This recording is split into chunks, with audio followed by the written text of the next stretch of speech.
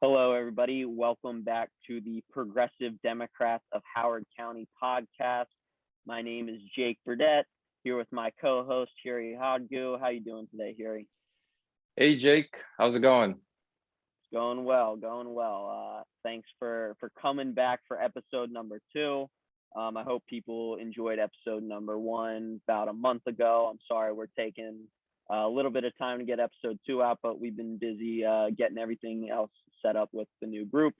But today, what we want to talk about is on our first introduction episode with our leader, Nicole Dvorak.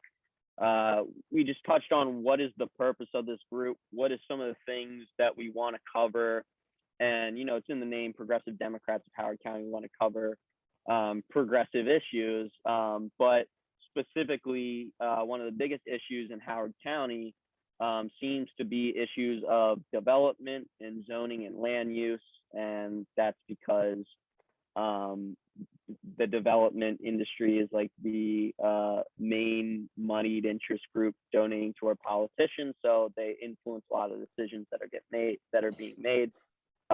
So, in pursuit of the effort of trying to cover these topics more, inform the public on what's going on with these seemingly complicated issues, but that really affect your day-to-day quality of life. Um, we decided to form a zoning and land use committee that Hiruy here is the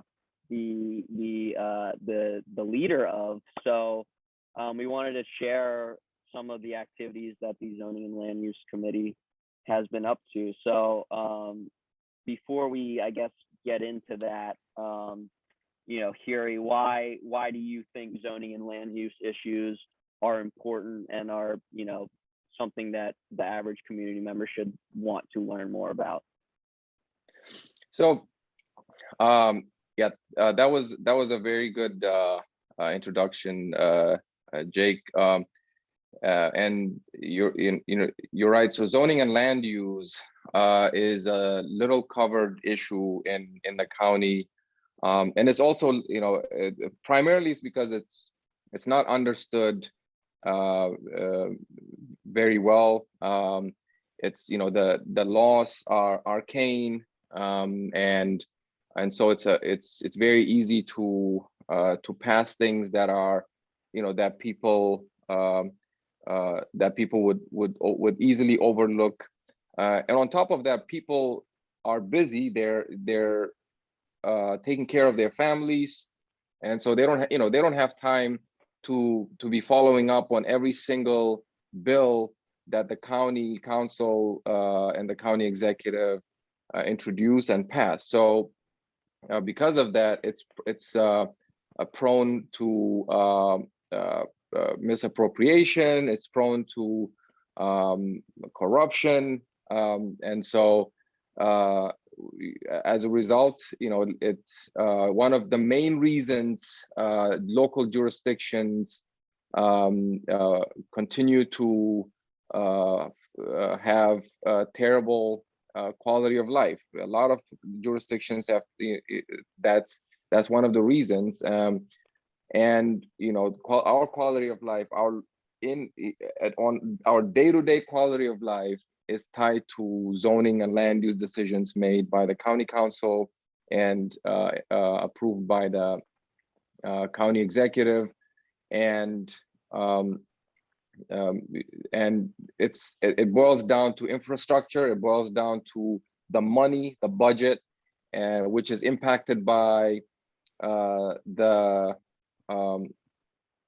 those land use and zoning decisions. And so we need to be paying attention to that, and we need to make sure that we have accountability. And in Howard County, this is the politics of it. In Howard County, the majority of these decisions have been made by leaders of the Democratic Party, the local Democratic Party. And one benefit to, and they have been getting away with terrible land use decisions by labeling these decisions as progressive and people trusting that. And so we need to, the rank and file, the voter needs to be out there saying, no, this is not progressive, this is progressive, and this is the vision that we want. And that's, I think, our role here. And so too often these things are these issues are conflated with fallacious arguments in terms of, you know, are we talking about more housing or less housing, affordable housing? And that's not, those arguments are being made by people who are not interested in providing more housing for people who need them.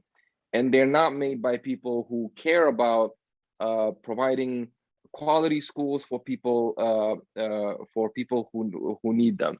And so this is, you know, this is why we need to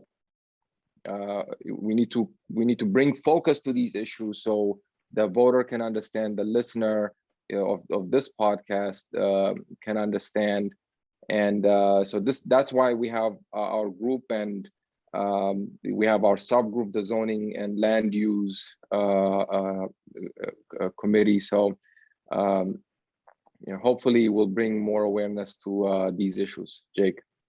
Yeah, I think you hit the nail right on the head there. Obviously, you know a lot more about this stuff than I do, but I know enough at least to know, you know, this is important because even though these are private developers, a lot of times like millions of dollars of taxpayer money goes to these private developers in the forms of subsidies. So if people are asking, hey, why are we in like the third richest county in the country, but we can't afford to like build schools that aren't at 140% capacity? It's because all of your tax money is being siphoned off to these pay-to-play developer deals because the developers donated to the people, the politicians, you know, allocating where the budget goes. So yeah, super important. I'm glad that you were in one of those schools, weren't you? Yeah, I went to Howard High School. I graduated in 2016, and I knew at the time that it was like a super crowded school, but at the same time, that was the only public school that I'd went to. So to me, it was kind of normalized at the time, and I didn't realize how absurd it was. But I saw at my elementary school, Rockburn Elementary, and then I went to Elkridge Landing Middle School. I did start to see the beginning of the concept of these portable classrooms being put up outside. But it was just kind of, the snowball was just starting to roll. And then I, you know, go to college for 4 years, and I graduated in 2020, and I came back and got involved with the Matthew Moliette Board of Education campaign. And from there, I started to learn more about overcrowding. And yeah, I learned Howard High had 140% capacity, and it was absolutely absurd. And I have a friend who I went to high school with who lives by Howard High School, and sometimes we'll walk to like 7-Eleven from his house, and we walk through Howard High School, like the grounds of it. And I was there like 2 weeks ago, and just the amount of portable classrooms that they have now is absurd. And it's like, why don't we just build actual schools so that it doesn't get to this point in the first place? And you know, people were super mad about Howard County not doing in-person class, or even like some sort of limited in-person stuff